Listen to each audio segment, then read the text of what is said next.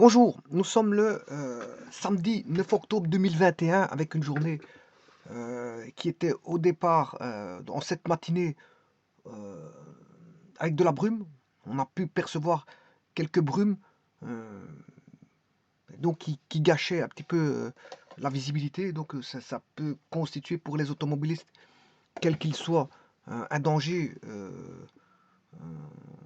public.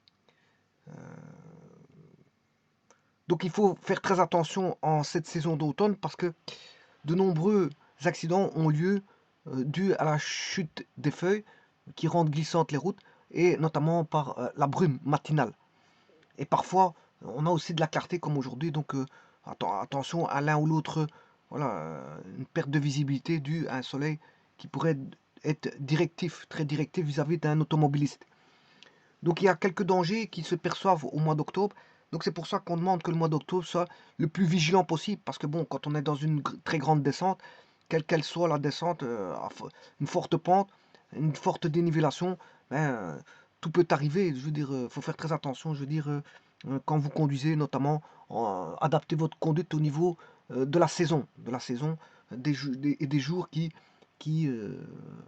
on conduit pas de la même manière en hiver, comme on conduit pas de la même manière en hiver qu'en été. On ne conduit pas de la même manière en hiver qu'en automne. Mais en été, eh bien qu'il fasse chaud, il faut quand même rester les pieds sur terre et rouler prudemment en respectant, je veux dire, les limitations de vitesse. Parce que c'est vrai qu'il fait bon, on est joyeux, etc. Mais il faut faire attention de ne pas, euh, on va dire, dépasser les limites euh, de vos joies et de faire un peu n'importe quoi au niveau de la conduite.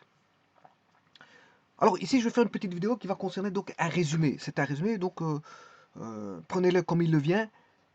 C'est ça, quand je dis résumé, ça va rester un outil d'usage, d'utilisation pour euh, calculer des angles en géométrie analytique dans l'espace. Donc je suis en géométrie analytique dans l'espace, ici cette fois-ci.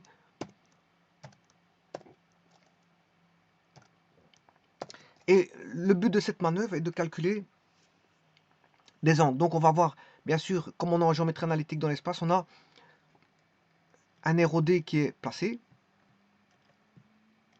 on a un repère orthonormé direct qui est dans l'espace. Bien sûr, avant toute chose, on a l'espace. Vous aurez compris que le support numéro 1, c'est l'espace en 3 dimensions. On a l'espace.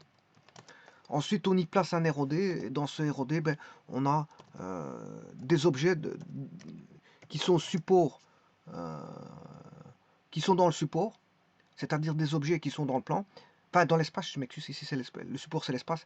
Il y a des objets dans l'espace, et bien sûr, l'abstraction fera qu'on aura des équations de ces objets dans un ROD. On aura des équations qui va découler, bien sûr, du placement de ces objets au travers un ROD dans cet espace. Bon, mais on est ramené à calculer généralement des angles.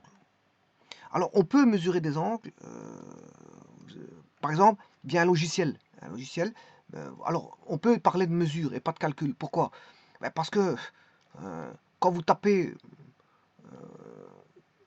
une fonction, il va calculer. Lui, vous n'avez rien à calculer. Vous n'avez pas rien à calculer. Quand vous êtes sur GeoGebra, par exemple, ben, vous demandez un angle, ben, lui, il va vous le donner. Alors, il va vous le donner comment? Mais il va le calculer, tout simplement. Alors vous pouvez le prendre virtuellement en tant que mesure. Vous pouvez dire, bon, il m'a mesuré l'angle. Mais en fait, il l'a calculé quelque part. Il a fait un petit calcul, il a fait un traitement, il a ramené une fonction de calcul pour calculer l'angle. L'angle. Et justement, quel est ce calcul? Ben justement, c'est ça que je vais vous mettre. C'est les calculs qu'il va faire. Ben, je vais vous les donner maintenant. Maintenant, c'est en guise de résumé. Donc, il va voir le calcul d'angle, mais le calcul d'angle entre quoi et quoi? Parce que quand on calcule un angle, voilà. Je vous rappelle qu'un angle, ben, si on est dans le plan, un angle, bon, il faut deux demi-droites qui ont un sommet, possèdent un écartement. Et cet écartement, c'est l'angle. Alors, si je prends une demi-droite, bon, je rappelle une demi-droite, c'est limité en un point. Ici, je vais mettre la limitation là. c'est limité là, et c'est infini de l'autre côté. Hein. Voilà, ça, c'est une demi-droite. Alors, si j'en prends une seconde, mais de même sommet, j'ai deux demi-droites. Alors, quand on a deux demi-droites, comme ça, bon, j'ai la demi-droite AB et la demi-droite AC. Alors, on écrira la demi-droite AB et la demi-droite AC. On voit bien qu'il y a une ouverture à droite, hein, alors qu'il y a une fermeture à gauche. Sur A, c'est fermé, et sur B, c'est ouvert. C'est la même chose pour C, c'est ouvert du côté, vers le côté de C, c'est ouvert vers le côté de C, c'est ouvert. Mais le sommet A est, je veux dire, une finalité. C'est une terminaison. Et alors, ici, ce qu'on a fait, ben, c'est réunir deux demi-droites. On réunit deux demi-droites par l'intermédiaire d'un sommet. Et donc, de ce fait, peut exister l'écartement, ce qu'on appelle un écartement angulaire entre les deux demi-droites. On peut mesurer un écartement orienté, bien sûr, dans ce sens-là, ou orienté dans ce sens-là. On peut avoir ce qu'on appelle un écartement angulaire, qu'on appelle un angle. Un angle, ici, je vais appeler θ un angle. Alors, ça, c'est quoi? C'est l'angle de deux demi-droites. De deux demi-droites. Donc, ce sont des angles orientés. Ils peuvent être positifs ou négatifs, suivant le sens conventionnel pris par voilà, la rotation de l'angle. On peut avoir un angle positif et un angle négatif. Donc on sait mesurer les angles en fonction d'unités d'angle. Il y a voilà, le radian, le degré, etc. Bon, généralement en géométrie on utilise le degré, mais quand on a des cercles et voilà, des objets qui font référence à une rotation, on va plutôt parler de radian.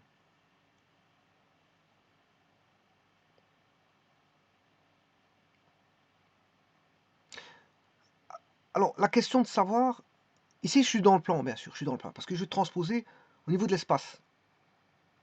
Je vais transposer au niveau de l'espace. Alors, avant toute chose, je vais passer de la demi-droite, donc ça mesure un écartement angulaire, c'est ça les angles. Alors, j'aurais pu mettre une droite. Alors, je peux mesurer l'angle entre une droite et une demi-droite. Mais alors, à ce moment-là, apparaît de nouveaux angles. Vous voyez, ici, il y a de nouveaux angles, j'aurai θ, alpha et gamma.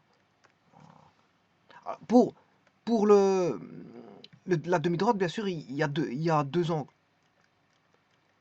Pour les demi-droites, j'aurai l'angle θ, bien sûr, et j'aurai l'angle ici, qui est 360 moins θ. Mais maintenant, si vous mettez une droite,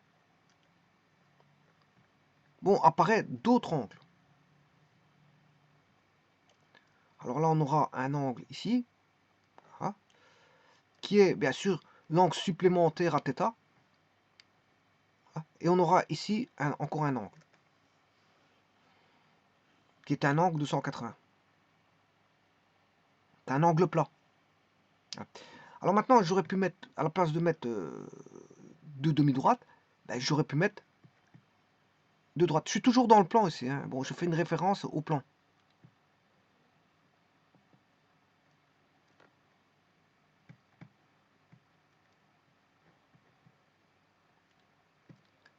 Là, si je mets une droite à la place d'une demi-droite, voilà comme ceci, apparaît d'autres angles avec des voilà, c'est ce qu'on appelle des angles. On aura des angles opposés. On aura θ ici.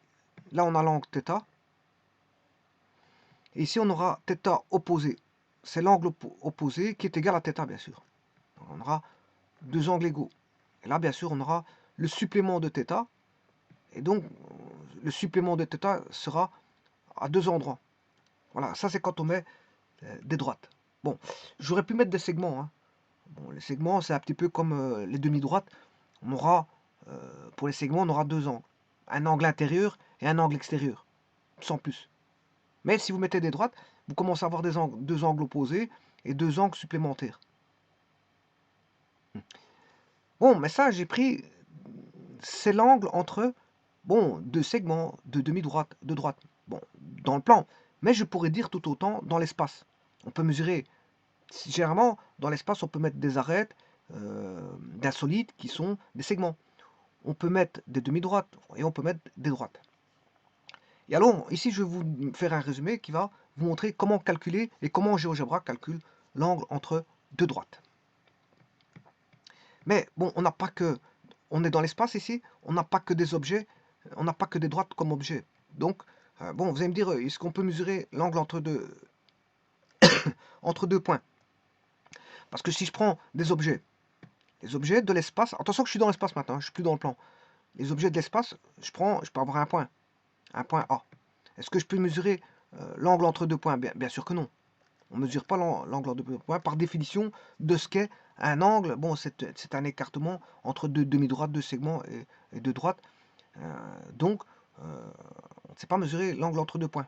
Par définition de l'angle, qui incorpore des objets qui ne sont pas des points. Est-ce qu'on sait mesurer l'angle entre un point et une droite? Bien sûr que non. Entre une droite et une droite, là, je vous dirais que oui, on sait faire mesurer l'angle. Entre une droite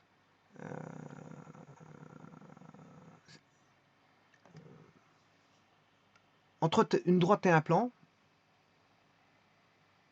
donc entre une droite et un plan, ça oui, voilà, ça on sait le faire. Et pourquoi? Parce que le plan peut incorporer une droite, hein.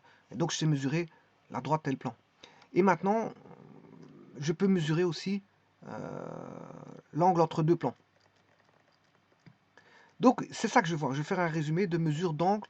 Donc c'est pas forcément, c'est ce que je voulais vous dire, toujours des droites. On peut mesurer des angles entre un plan et une droite. Parce qu'un plan peut incorporer une droite et je peux mesurer bon, l'écartement entre les deux droites. Bon, ça c'est déjà une chose. C'est déjà une chose fondamentale. Donc c'est ce que je vais faire ici. Mais avant toute chose, c'est pas aussi évident qu'on ne le pense, parce que mesurer dans le plan, quand vous étudiez le plan R carré, mesurer l'angle entre deux droites, ben, il faut qu'il y ait une intersection. Il faut qu'il y ait une intersection. Voilà, ici, cette intersection, ici, il faut qu'on ait deux droites séquentes. Des 1, par exemple, si je veux mesurer l'angle entre deux droites, il faut que ces deux droites soient séquentes. Mais dans l'espace, c'est pas nécessaire. On peut mesurer l'angle entre une droite et un plan, mesurer entre une droite et une autre droite, elles peuvent être gauches. On peut avoir deux droites gauches, ou ce qu'on appelle des droites non coplanaires. Voilà, elles sont pas parallèles. Voilà, elles sont pas parallèles. Et en plus de ça, ici, elles sont pas séquentes, donc elles sont gauches. Elles font pas partie d'un même plan. Donc elles sont non coplanaires. Non coplanaires, c'est-à-dire gauche. Et donc, malgré qu'elles sont coplanaires, qu'il n'y a pas d'intersection, elles sont pas séquentes, hein, elles sont pas séquentes, puisqu'elles sont gauches, elles sont coplanaires. Comme elles sont pas séquentes, on sait malgré tout mesurer l'angle. Alors, il n'y a pas de point d'intersection ici, je vous le dis tout de suite, hein, puisqu'elles sont gauches. On sait quand même mesurer l'angle. Donc, contrairement au plan, bon, il faut que les deux droites soient séquentes pour mesurer. Par définition, on dit qu'il nous faut un sommet. Et le sommet, c'est la point d'intersection des deux droites. C'est ce que j'ai défini tout à l'heure avec les deux demi-droites. Mais ici, dans l'espace, on peut bannir ça. Pourquoi? Bon, pour plusieurs raisons. Alors, pour plusieurs raisons. La première, c'est que ben, si les deux droites sont gauches, je peux faire une parallèle à la deuxième droite gauche pour qu'elle soit séquente et vienne toucher la première. Donc j'aurai, si je prends D1 et D2 ne sont pas parallèles, D1 n'a pas d'intersection, alors ça j'écrirai ça comme ça, D1 inter D2 égale l'ensemble vide. Alors comment est-ce qu'on pourrait trouver l'angle? Ben, vous allez faire soit tout ramener tout à l'origine, D1 à l'origine, D1 0 et D2 0. Donc vous allez prendre les plans directeurs là, enfin les droites qui vont passer par l'origine, et vous aurez là vous aurez une intersection. Donc D1 0, D1 0 et D2 0 ont une intersection à l'origine que je vais appeler O. Voilà. Donc là on a une intersection, je peux mesurer un angle. Donc là, on peut avoir la possibilité d'une intersection, bien qu'il n'y a pas d'intersection. Bon. Mais sachez que c'est plus astucieux que ça. parce que on est dans l'espace. Et dans l'espace, on traite ici bien sûr de la géométrie analytique dans l'espace, avec un ROD. Alors je vous rappelle qu'un ROD, c'est aussi banal que ça puisse paraître, ce sont des axes qui sont orthogonaux, puisqu'on a un repère orthonormé. Voilà, et il est direct parce qu'on a I, le vecteur I, J, qui va engendrer le vecteur K vers le haut. C'est la règle du tire-bouchon, enfin il y a plusieurs règles, ce qu'on appelle un repère droitier.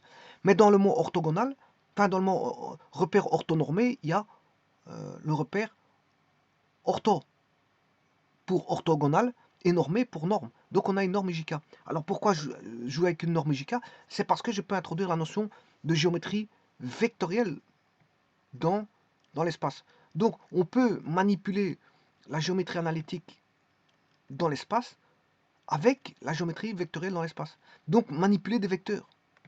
Donc calculer un angle peut se ramener à aller rechercher des bribes d'éléments de géométrie vectorielle dans l'espace et de pouvoir calculer un angle dans l'espace sans qu'on ait à devoir ramener deux droites à l'origine pour trouver leur intersection. Les deux droites peuvent être gauches. Alors à ce moment-là, il faudra faire intervenir ce qu'on appelle les directions. Comme on a des directions, c'est voilà, ça a une connotation de géométrie vectorielle. Voilà, géométrie vectorielle. La direction est donnée par un vecteur. Donc on est en plein dans la géométrie vectorielle. Voilà, mais ça va venir aider la géométrie analytique dans l'espace pour retrouver voilà, ces calculs d'angle. Bien on ait un plan et une droite, enfin deux droites qui sont gauches, je peux trouver j'ai pas besoin d'aller chercher les deux droites et les mettre à l'origine pour voir leur séquence, leur point d'intersection et de calculer l'angle. Il n'y a pas besoin de faire ça. Il n'y a pas besoin de faire ça. Rien qu'avec les directions, on sait tout faire. Alors, quel est l'outil de géométrie vectorielle qui va venir nous aider? Eh bien, vous aurez compris que il n'y a pas besoin d'intersection. Et donc, l'outil où il n'y a pas besoin d'intersection, que je peux mesurer deux angles, c'est le produit scalaire. C'est le produit scalaire. Donc, mais qu'est-ce que c'est qu'un produit scalaire? Il fait intervenir des vecteurs. Voilà, c'est surtout ça. Donc, je vais partir de la géométrie vectorielle dans l'espace pour aller rechercher la manière de calculer les angles en géométrie analytique dans l'espace. Voilà. Donc, je vais m'aider de la géométrie vectorielle dans l'espace, qui n'a pas besoin d'intersection, je vous le dis tout de suite. Hein. Il n'y a pas besoin d'intersection pour calculer ce qu'on veut. Eh bien, on va le faire tout de suite. Eh bien, ici, je vais d'abord voir, dans mon résumé, l'angle de deux vecteurs non nuls. Angle de deux vecteurs non nuls. Alors, c'est justement la géométrie vectorielle dans l'espace qui va nous aider là-dessus. On a deux vecteurs qui ne sont pas forcément, je veux dire, qui n'ont pas forcément une intersection commune. Donc on s'en fout de l'intersection commune. On n'est pas obligé d'avoir une intersection commune pour pouvoir mesurer l'angle. Alors comment? Vous savez très bien que par la définition du produit scalaire, on sait bien que par le produit scalaire, on a U fois V est égal à la norme. Bon, la norme, je peux mettre avec deux barres ou une barre. La norme de U fois la norme de V. Alors si je mets une barre, c'est une distance. Hein. C'est une distance entre deux points. Si je mets deux barres, c'est... mais généralement, bon, la distance est égale à la norme. Donc on met une barre indifféremment, une barre ou deux barres. On s'en fout de ça. Bon, donc ici, je disais, la norme de U fois la norme de V fois le cosinus de l'angle entre U et V. Et voilà. Et là, vous voyez qu'un cosinus d'un angle, une fois que vous avez le cosinus d'un angle, eh bien, vous pouvez récupérer l'angle par l'arc cosinus. Hein. Bon, il suffit d'aller chercher la fonction réciproque du cosinus et vous allez avoir l'angle. Donc, comment mesurer un angle? Si vous avez le cosinus, ça y est, c'est fini. Hein. Vous avez le cosinus, c'est fini. Le problème est résolu. Et alors, UV ne sont pas forcément liés. Je vous l'ai dit.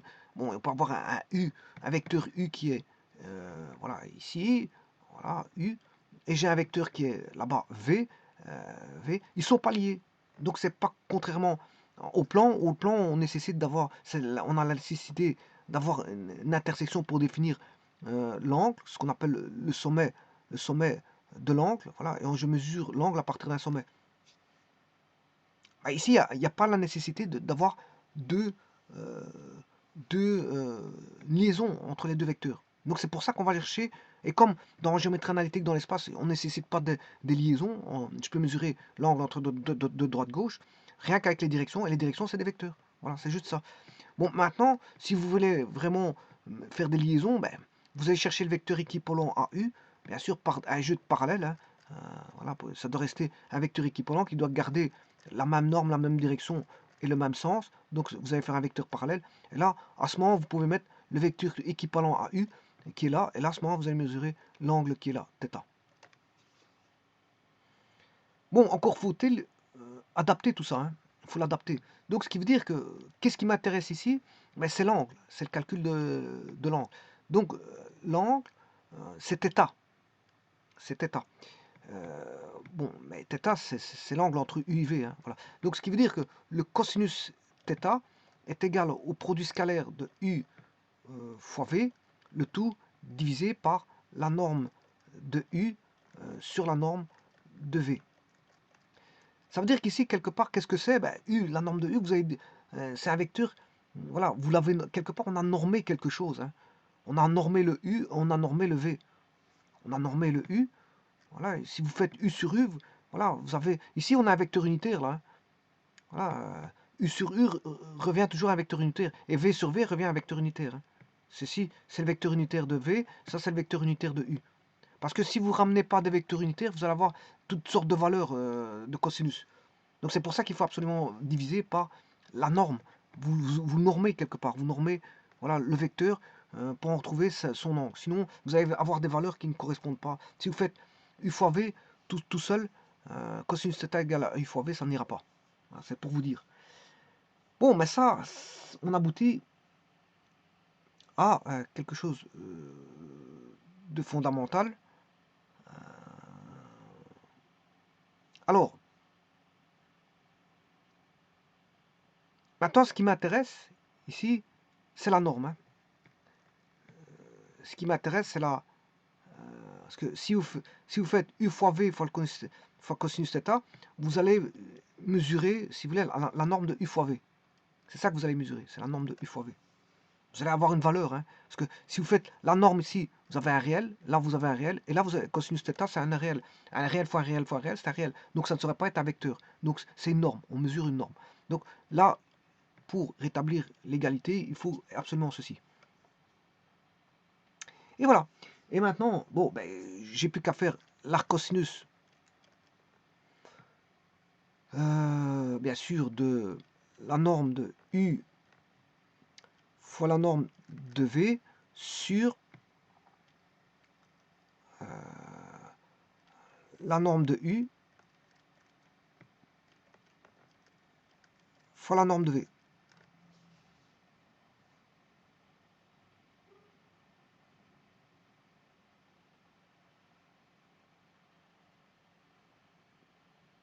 Alors comment est θ?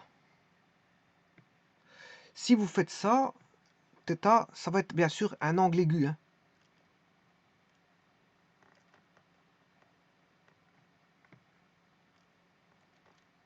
Θ est un angle aigu. Donc un angle aigu, bien sûr, inférieur à 90. Eh bien, vous allez partir de ça pour retrouver, pour manipuler la, euh, les objets de calcul d'angle entre deux droites, une droite et un plan, et entre deux plans. Donc, j'ai plus besoin d'avoir d'intersection. À partir de maintenant, vous le savez, il faut tenir ça en mémoire que, bon, vous n'avez plus besoin d'intersection puisque je joue avec des vecteurs et donc des directions. Sachant que la droite a une direction et le plan a un vecteur normal. Voilà, on peut avoir un couple de vecteurs directeurs dans le plan, mais on peut avoir aussi un vecteur normal du plan. Donc, on peut avoir toutes sortes de choses avec le plan.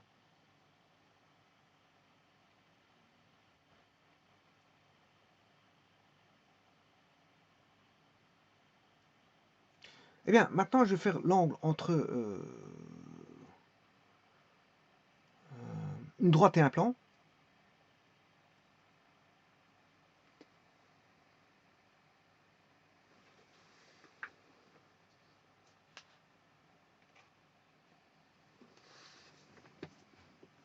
Donc, je suis en train de regarder si je vais faire entre une droite et un plan ou entre deux plans. Bon, qu'est-ce qui peut paraître plus facile? Parce que si je prends, je peux faire une droite. Je vous avais dit tout à l'heure, je peux faire soit mesure d'angle entre deux droites, droite et un plan, et entre deux plans. Bon, je suis en train de regarder qu'est-ce qui pourrait être plus facile pour d'abord, on va d'abord voir ce qui est plus facile pour. Si je prends,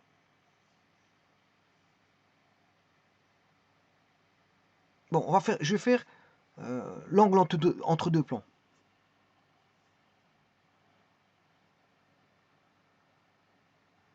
Bon, pour l'angle entre deux droites, c'est facile, hein. C'est facile. Parce que vous avez, c'est un petit peu. Bon, je vais faire quand même l'angle entre deux droites. Ça va aller vite. Vous allez comprendre pourquoi ça va aller vite.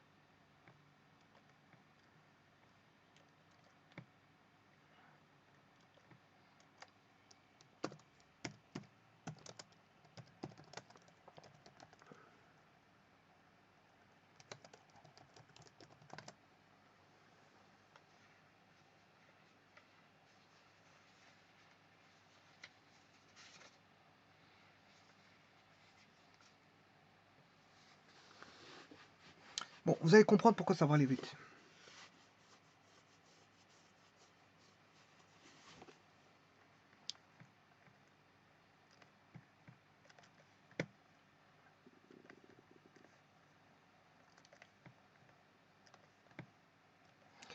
Parce que, tout bonnement, je viens de l'expliquer. C'est juste pour ça.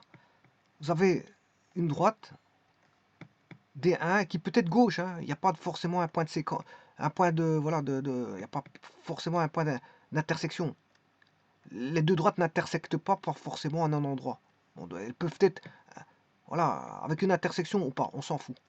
Mais sachez que là-dessus, je viens de l'expliquer parce que j'incorpore là-dessus un vecteur directeur V1 et un vecteur directeur V2. Et le problème, il est résolu.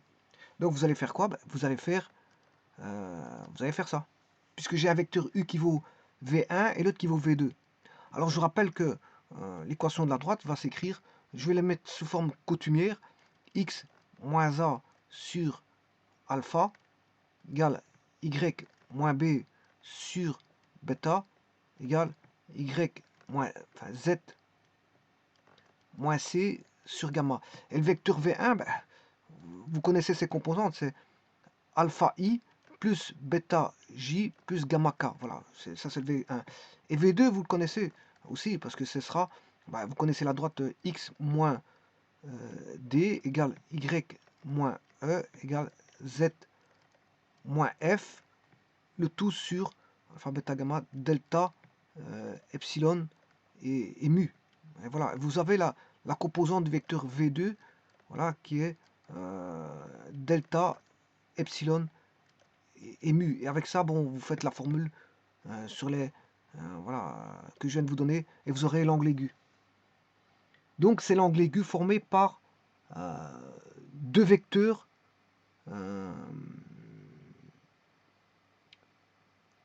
directeurs deux vecteurs directeurs des deux droites. Donc c'est l'angle aigu. Voilà, ici vous avez ça. Ouais, vous faites la formule là. Vous avez les composantes UV, vous savez trouver la norme. Vous faites d'abord U fois V, vous allez chercher sa norme. Ensuite, vous faites la norme de U fois la norme de V. Et là, vous faites le rapport et vous allez chercher, bien sûr, l'arc-cosinus. Et vous trouvez l'angle. Il suffit c'est une application, voilà, de ce que je viens de vous expliquer au niveau vectoriel. Vous allez chercher deux vecteurs qui composent la direction des deux droites. Vous le faites deux fois parce qu'il y a deux directions. Et à partir de là, et les droites ne sont pas obligées de s'intersecter. Et donc, fatalement, les vecteurs qui seront dessus ne sont pas obligés de s'intersecter. quoique ce sont des vecteurs libres, hein, on n'est pas obligé de les mettre sur les droites. Les vecteurs ici, je les ai mis sur les droites, c'est pour bien montrer la direction, mais la direction, la vecteur, il peut se mettre où il veut, c'est un vecteur libre.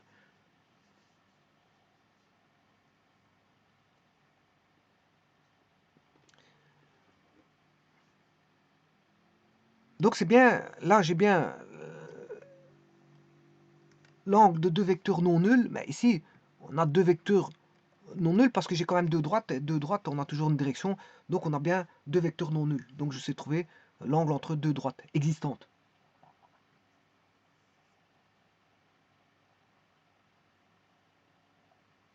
Bon, alors ce qui veut dire que si je fais la formule de ça,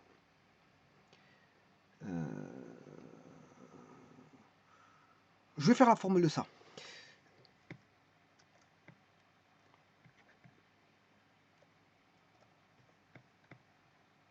Attention qu'ici, je crois que quand je dis produit scalaire, oui, ici, attention que produit scalaire, c'est déjà, le produit scalaire, c'est déjà une norme. Hein. Le produit scalaire, c'est déjà un scalaire, donc il n'y a pas besoin de mettre la norme. Il n'y a pas besoin de mettre la norme. Alors, pourquoi je mets la norme? Je ne devrais même pas mettre la norme. C'est pas la norme que je devrais mettre.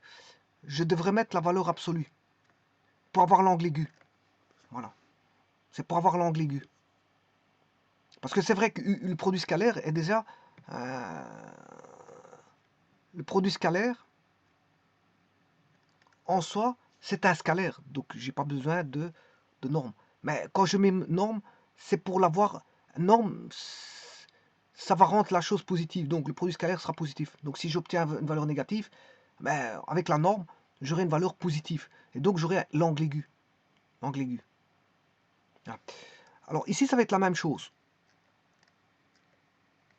Alors, supposons que la droite D1 a pour composant du vecteur V1, je vais l'appeler L1, L2, L3, à la place de alpha, bêta, gamma. Bon, voilà, je change.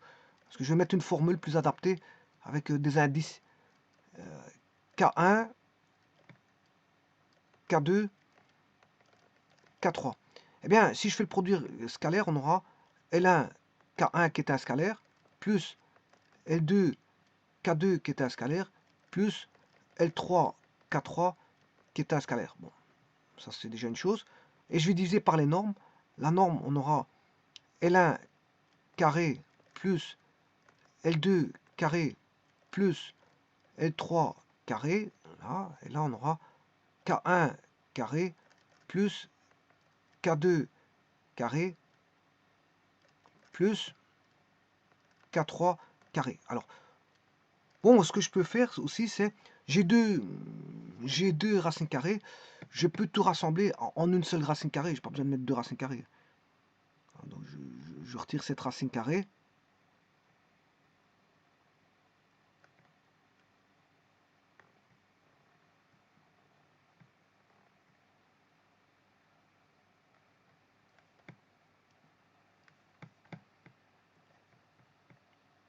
Voilà, je vais mettre ici, bien sûr, j'ai oublié, enfin, il s'est effacé, c'est pas que je l'ai oublié. L2 carré, bon, j'ai mal écrit, c'est L2 carré. Je vais redescendre un petit peu parce que je suis arrivé au bout. L1 carré et L3 carré, voilà. Alors bien sûr, je vais multiplier les deux valeurs, c'est toutes des valeurs, hein. C'est toutes des valeurs, il n'y a aucun vecteur là-dessus, tout est valeur. Alors là maintenant il faut mettre une grande racine carrée qui va reprendre tout ceci, voilà. La fraction va aller jusque là. La racine carrée va aller jusqu'ici. Voilà. Alors, maintenant, c'est pas terminé. Parce que ça, bien sûr, vous aurez compris que c'est le cosinus de l'angle entre D1, D2, c'est-à-dire que l'angle entre l'amplitude D1, D2. Alors, c'est cosinus, ben, c'est θ. C'est l'angle aigu. Hein. Alors, pourquoi l'angle aigu? Ben, justement, je vais vous montrer. Voilà, l'angle aigu. Parce que je prends la valeur absolue. Voilà, comme ça, j'ai l'angle aigu. J'aurai une valeur positive. Alors, vous savez très bien, ça c'est la trigonométrie.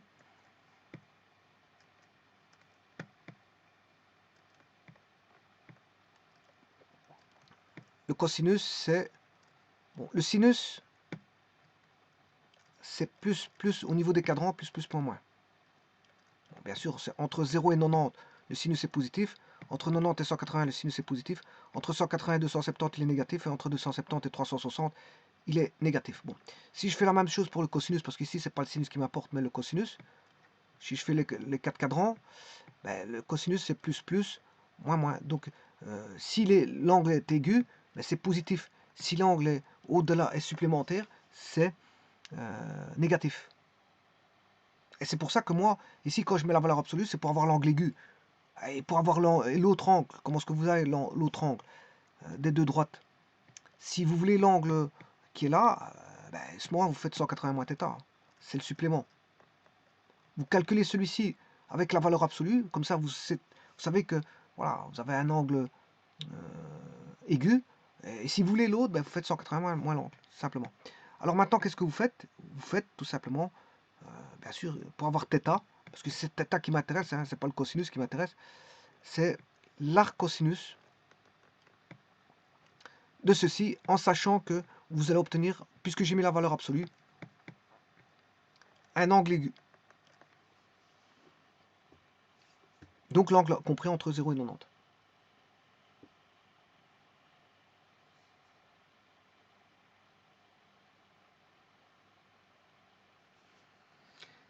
Maintenant que vous savez ça, ben, on va faire l'angle entre deux plans, que je vais appeler pi 1, pi 2.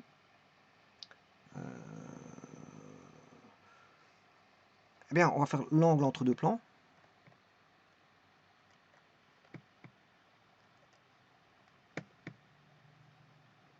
Donc, j'ai un plan, pi 1,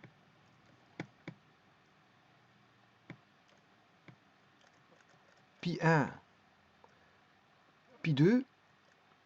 Alors, eh bien, c'est le même traitement. Il suffit de non pas d'aller chercher les vecteurs directeurs, on va manipuler les vecteurs normaux. Vecteur normal de pi 1 et vecteur normal de pi 2. Donc, qu'est-ce que je fais? Ben, je fais la formule relative à la géométrie vectorielle ici. Je fais ça. Mais vous allez me dire, oui, mais si je fais ça, si je définis les composantes du vecteur normal pi 1, vecteur normal pi 1 et vecteur normal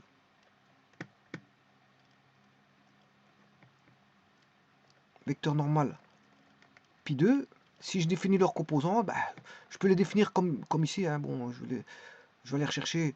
Donc, ça va être tout reste le même. Simplement, on n'a pas V1 n'est pas la composante. Enfin, L1, L2, L3 n'est pas la composante de V1, mais du vecteur normal. Vous allez voir. Mais tout reste le même. Tout reste le même. Alors, je fais une copie. Et je vais réduire.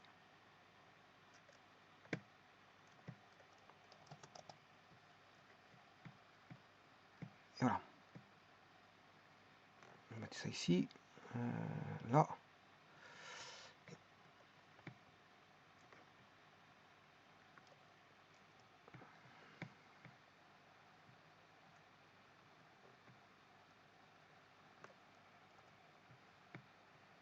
Ce qui va changer, c'est plus V1, V2.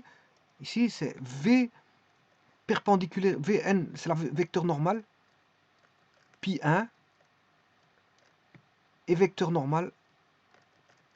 Pi 2. Voilà, on connaît les composants du vecteur normal. Pi 1 et vecteur normal pi 2. Ben, il suffit d'appliquer la formule là. Voilà. Alors maintenant, c'est la même chose. Hein. Simplement, on parle plus de vecteurs directeurs, mais on parle des vecteurs normaux ici. Alors, encore une fois, vous aurez, si je mets la valeur absolue, vous allez avoir l'angle aigu. Hein. Vous allez voir l'angle aigu. Alors, je peux retirer angle aigu. Voilà. Et là, je peux retirer ceci. Ça sera valable pour les droites, hein, ce que je raconte. Hein. C'est la même chose. Et là, ça peut être soit positif ou négatif. Plus ou moins.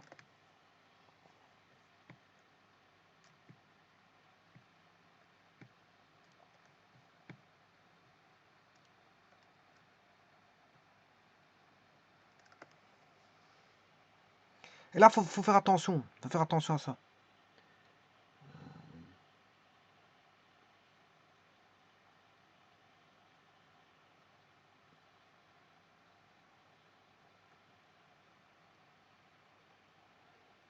Donc ici, je ne l'ai pas pris en valeur absolue. Hein. Donc on peut voir, ça veut dire que plus ou moins vous aurez de facto un qui sera le supplémentaire, il y en a un qui sera l'aigu et l'autre le supplémentaire.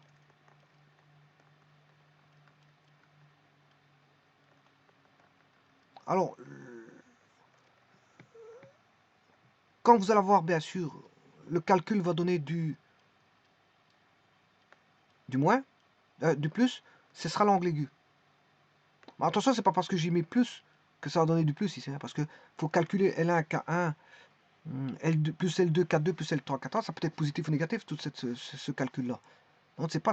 Alors, si c'est négatif avec fois et que vous mettez du plus avec, ça reste négatif. Donc, ça va, vous allez obtenir l'angle supplémentaire. Hein. Faites attention à ça. C'est parce que j'ai mis plus que vous allez avoir le supplémentaire, l'aigu, hein, loin de là. Bon, c'est ça, ça dépend du calcul que vous avez. L1, K1, plus L2, K2, plus L3, K3. Voilà. Et ça, c'est l'angle entre deux plans.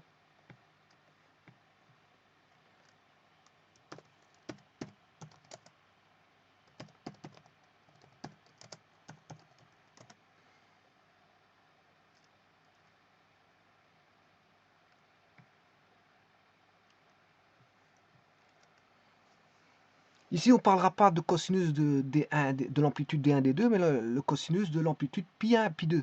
Ben, c'est les mêmes calculs, hein. Simplement on prend vecteur normal à la place de vecteur directeur. Bon. Donc j'ai fait, jusqu'à présent, l'angle entre deux vecteurs, qui est le basique, l'angle entre deux vecteurs,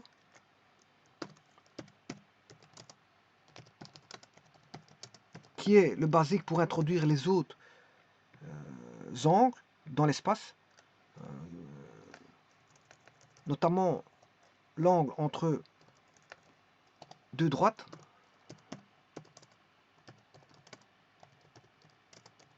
Donc on part de la géométrie vectorielle pour voir l'angle entre deux droites, puisqu'en fait on va faire intervenir les vecteurs. Pourquoi ça? Parce que je vous dis, c'est bon, une question d'intersection aussi. Hein. Y a pas, on n'est pas obligé d'avoir une intersection pour mesurer l'angle. Donc les vecteurs directeurs, comme ils sont libres, ben, je peux les prendre pour jouer le rôle de, voilà, de vecteurs qui vont donner un angle, bien qu'ils soient libres. Et donc je vais lier des vecteurs aux droites et au plan pour mesurer leurs angles. Donc de ce fait, je peux mesurer l'angle entre deux droites au travers de vecteurs. Donc vous voyez, la géométrie vectorielle dans l'espace aide la géométrie analytique dans l'espace. Alors pour trouver l'angle entre deux plans, c'est pareil.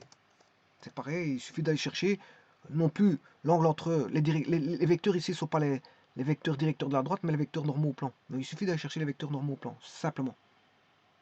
Et bien sûr, il reste l'angle entre un point, je m'excuse, l'angle entre une droite et un plan. C'est le dernier cas de figure. Alors, pour ça, un petit dessin s'impose.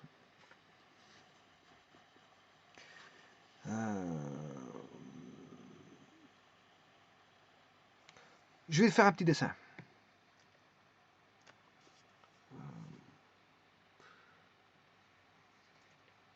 Parce qu'ici, on n'aura pas un cosinus. On n'aura pas un cosinus. On aura un sinus. Alors, pourquoi un sinus? Parce qu'on a un angle complémentaire. D'où il vient cet angle complémentaire? Ben justement, c'est ce que je vais voir. Si je dessine... Maintenant, je suis en train de faire l'angle entre... C'est le dernier cas de figure. Hein, l'angle entre une droite et un plan.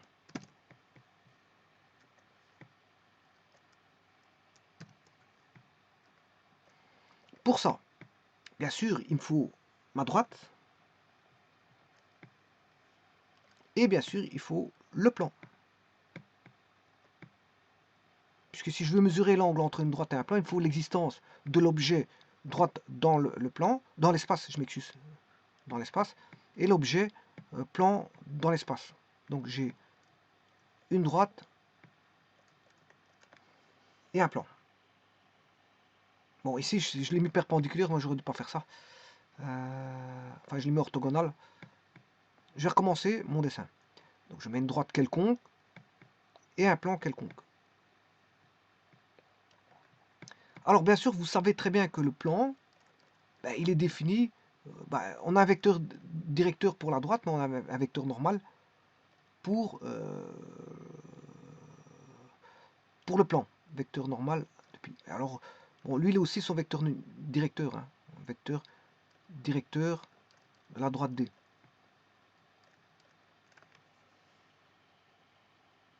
Et ce qu'on demande, c'est l'angle entre la droite et le plan.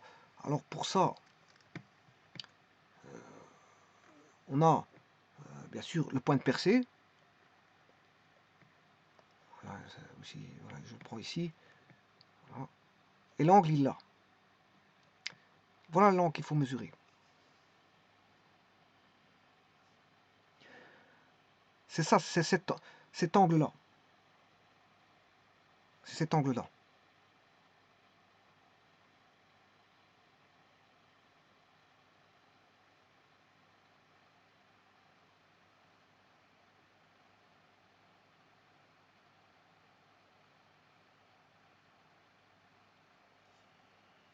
Mais le problème, c'est que j'ai un peu mal fait hein, pour dessiner. Mon dessin est très mal fait. Pour bien voir les choses, mon dessin est très mal fait. Je vais le recommencer parce que pour bien comprendre les choses, il faut que je mette la direction pour bien voir. Voilà, j'ai la droite, comme ceci.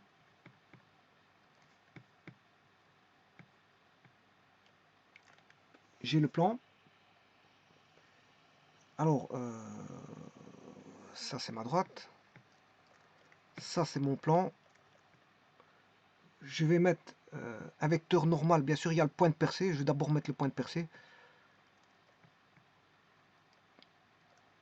Ah, ça c'est le point de percée. Alors, point de percée, je vais mettre P. P pour point de percée. Alors, à partir de là, bon, on s'est tracé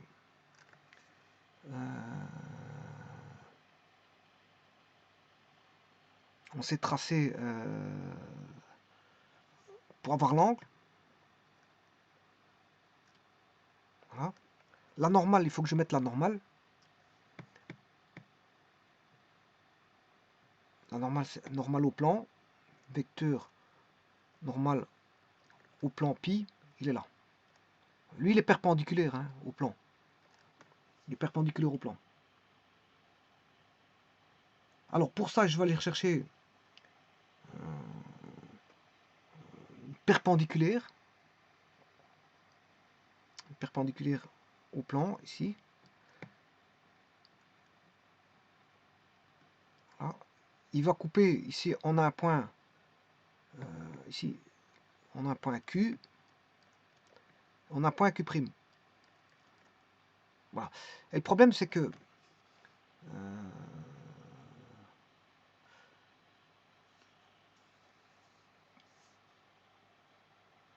je vais mesurer l'angle ici. C'est cet angle-là qu'on va mesurer, que je vais appeler θ. C'est cet angle-là qu'on mesure. C'est cet angle-là.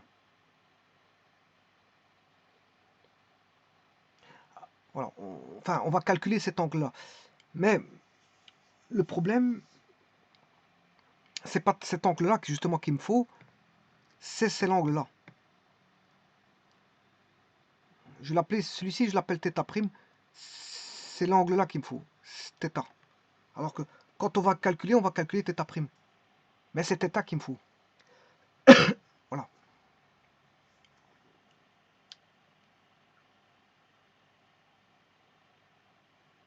Alors que vaut θ' par rapport à θ? Vous savez qu'on a un triangle rectangle. Vous avez un triangle rectangle qui est Q', Q et P, point de percée. Voilà. Alors, dans un triangle rectangle, ces deux angles-ci, la somme des angles dans un triangle fait 180.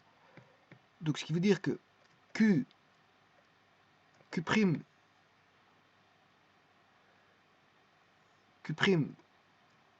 PQ plus Q', PQ plus PQ, Q' plus PQ, Q' plus Q, Q', PQ plus PQ, Q' plus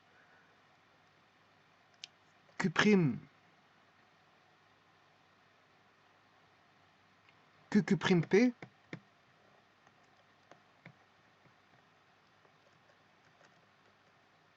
égale 180. Mais on sait bien que QQ', P fait 90. Donc ce qui veut dire que dans un triangle rectangle, la somme des deux autres angles qui ne sont pas droits fait 90. Puisque vous allez avoir Q', PQ plus PQ, Q' égale 180 moins 90, ça fait 90 degrés. 90 degrés. Donc ça veut dire que l'angle que vous avez ici, que je vais appeler justement, que j'ai appelé tout à l'heure θ', θ' et θ, ouais, ça c'est θ, voilà. θ' plus θ fait 90. Donc comment sont-ils? Ils sont complémentaires. Ils sont complémentaires. Donc ici, dans le cadre de mesure d'angle, il faudra tenir compte de l'angle complémentaire, parce que ce qui est mesuré, ce qu'il faut mesurer, enfin ce qu'on doit avoir comme valeur d'angle, c'est θ, et non pas θ'. Dans les calculs, on a θ'. Mais c'est θ qui importe. Donc il faut reprendre le complémentaire. C'est l'angle complémentaire qu'il faudra prendre à θ' pour avoir θ.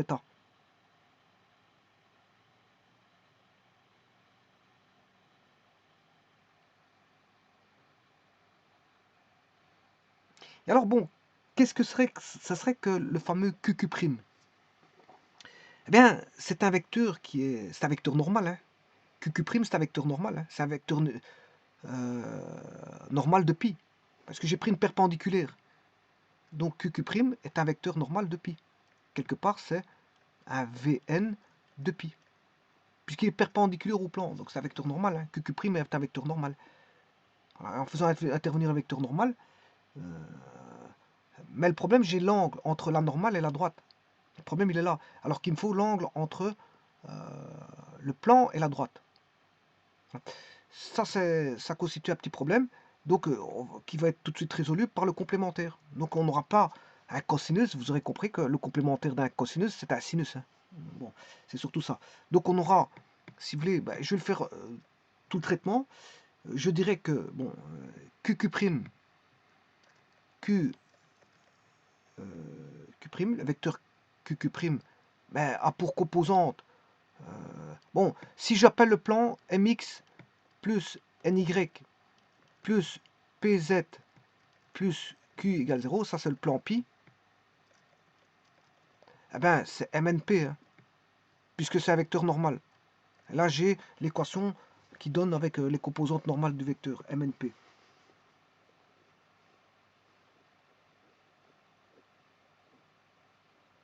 Alors P, je vous rappelle que c'est le point. P c'est un point de percée de la droite dans le plan, donc et je prends un point, Q est un point quelconque de la droite, hein, bon, je peux prendre donc, si j'appelle QP, le vecteur L1, L2, L3, c'est la, voilà, L2, L3. Donc c'est par rapport au point de percée, c'est un point quelconque. Voilà, je peux former une composante QP, mais c'est aussi la composante de la droite. Hein. C'est un vecteur directeur de la droite. QP est un vecteur directeur de la droite. QP est aussi un vecteur directeur. Oui, on est bien d'accord que c'est par rapport au point de percée. Et un point P quelconque, oui, on peut le trouver comme ça, mais c'est aussi un vecteur directeur de la droite. Donc, quelque part, QP, c'est un vecteur directeur de la droite D, qui est L1, L2, L3. Donc, je connais une composante de la droite, une composante de vecteur directeur de la droite. Donc je connais la direction de la droite et vecteur normal. Donc ça c'est QQ', c'est le vecteur normal de pi. Donc c'est en fonction des vecteurs directeurs ici. Un qui est normal et l'autre qui est vecteur directeur.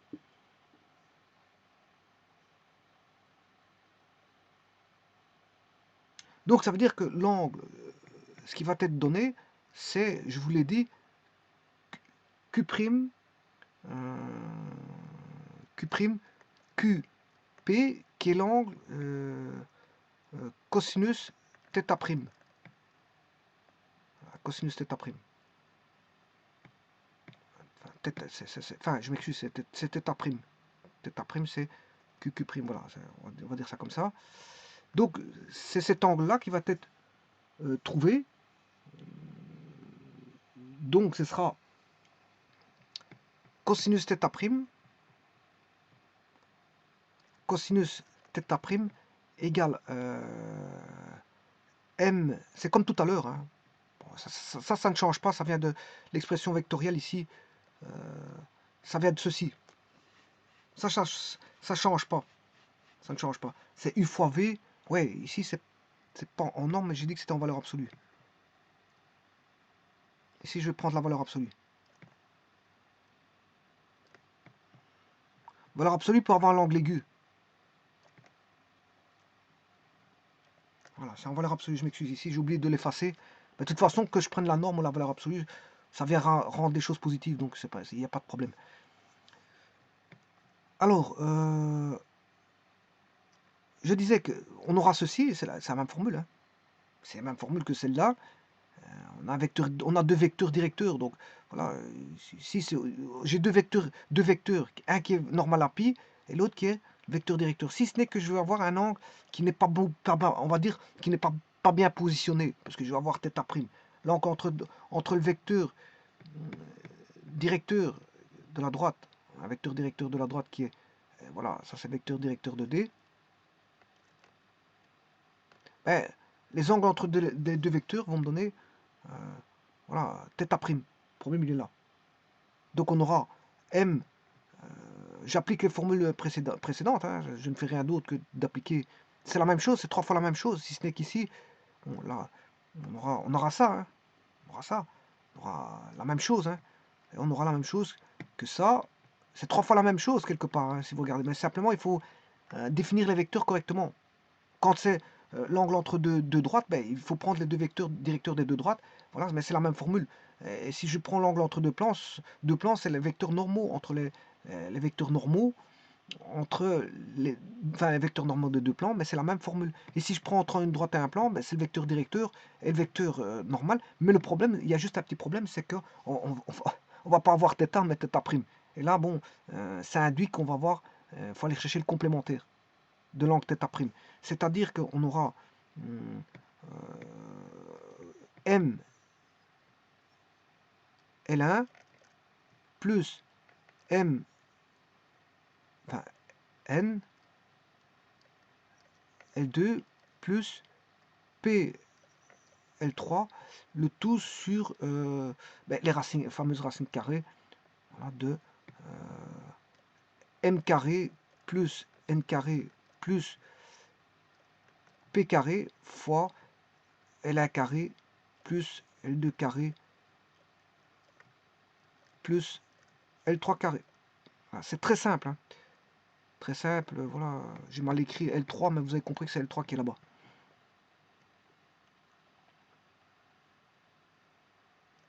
Et bien sûr, fermer ma parenthèse. Mais le problème, c'est que vous avez, si je fais arcosinus de θ', ben vous aurez θ'. L'arcosinus de cette expression-là, j'aurai θ'. Voilà. Alors, le problème est là. Et θ', bien sûr, vous aurez compris que θ plus θ', ça fait 90. θ plus θ', ça fait 90 degrés. Puisque la démonstration de départ que je vous avais montré, c'était ça. Donc, θ égale 90 moins θ'. Donc, on aura cosinus θ', c'est bien sûr comme je vais travailler en radian, c'est cosinus.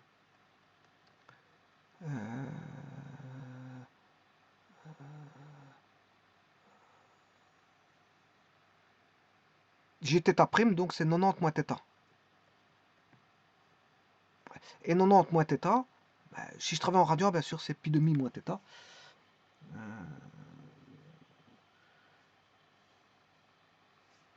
Si je travaille en radian, c'est pi demi.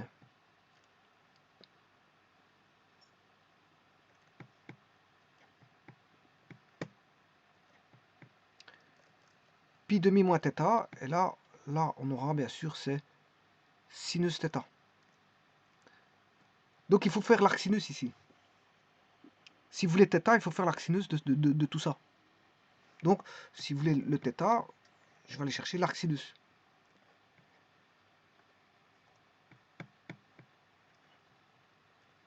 Arc sinus de toute cette expression-là.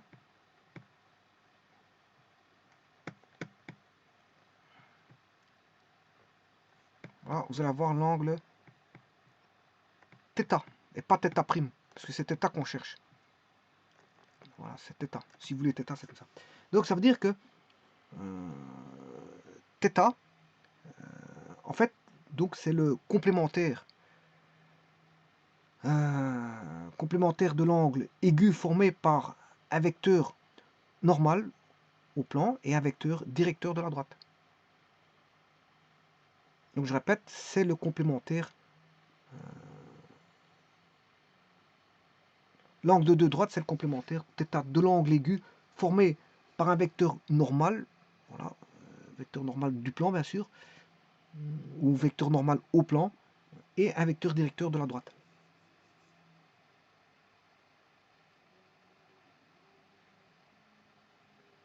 Et ceci résume tous les types d'angles qui, 3 fois le même calcul, simplement il faut tenir compte, tout découle de la géométrie vectorielle, dans l'espace bien sûr, qui ne nécessite pas forcément d'avoir des points d'intersection.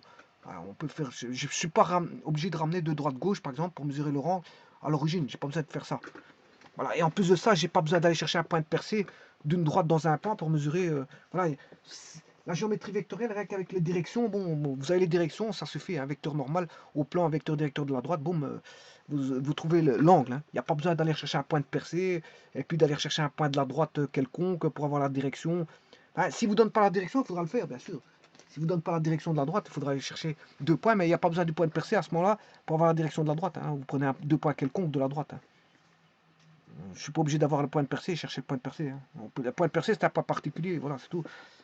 Mais voilà, donc c'est 3 fois le même calcul, simplement que le dernier, l'angle entre une droite et un plan, qui est le dernier calcul, eh bien là, il faut tenir compte bon, que on aura un complémentaire, parce que voilà, il ne donne pas le vrai angle. C'est pas l'angle recherché qui demande, c'est un complémentaire de l'angle recherché qui est donné. Donc c'est pour ça qu'il faut réadapter en prenant l'arc sinus. Il faut réadapter en prenant l'arc sinus. Mais les 3 calculs sont les mêmes. Donc on aura 2 arcs cosinus et 2 arcs sinus. Et là-dedans, on aura toutes les directions. Alors si on a 2 directions, si on a l'angle entre 2 droites, c'est le vecteur directeur des 2 droites. L'angle entre un plan et une droite, c'est le vecteur. On aura cette formule-là avec les 2 vecteurs, l'un qui sera vecteur directeur de la droite et l'autre vecteur normal au plan. Là, ça c'est l'angle entre un droite et une plan. Et l'angle entre 2 plans, on va manipuler 2 vecteurs qui sont des vecteurs normaux au plan. Et 2 seront des arcs cosinus, et un sera un arc sinus, parce que, pourquoi l'arc sinus? Parce que je vous ai dit que entre une droite et un plan, il faut tenir compte que, bon, il va mesurer l'angle entre les 2 vecteurs directeurs, bon, qui sont θ'. θ', et il faut retrouver le bon angle à rechercher entre le plan et la droite, et non pas entre les 2 vecteurs, entre le vecteur normal et le vecteur directeur. Voilà, c'est surtout ça. Donc il faut réadapter au travers d'un, voilà, en sachant que bon, on a un triangle rectangle, on adapte et on sait trouver l'angle θ par rapport à θ'. Donc on va dire que θ et θ' sont complémentaires. Puisque θ plus θ prime fait 90. Donc θ égale 90 moins θ prime ou θ prime égale 90 moins θ. Donc les deux angles sont complémentaires, seront toujours complémentaires. Les deux angles, bien sûr, entre l'un qui correspond à l'angle formé entre les deux le vecteur directeur de la droite et le vecteur normal au plan, et l'autre qui est θ, ça c'est pour θ prime bien sûr, et pour θ, c'est l'angle entre la droite et le plan. Et c'est θ qu'on recherche et pas θ prime. Mais il existe une relation d'angle complémentaire entre les θ et θ prime. Donc il faut réadapter parce que c'est θ qui m'intéresse, c'est l'angle entre la droite et le plan, et non pas l'angle entre les vecteurs directeurs de la normale au plan et le vecteur directeur de la droite. Mais c'est trois mêmes formules. Hein. Simplement, il y en a un, c'est un arc sinus. Et il faut prendre les bons vecteurs adaptés. Voilà. C'est juste ça, le résumé, c'est ça. Je vous remercie.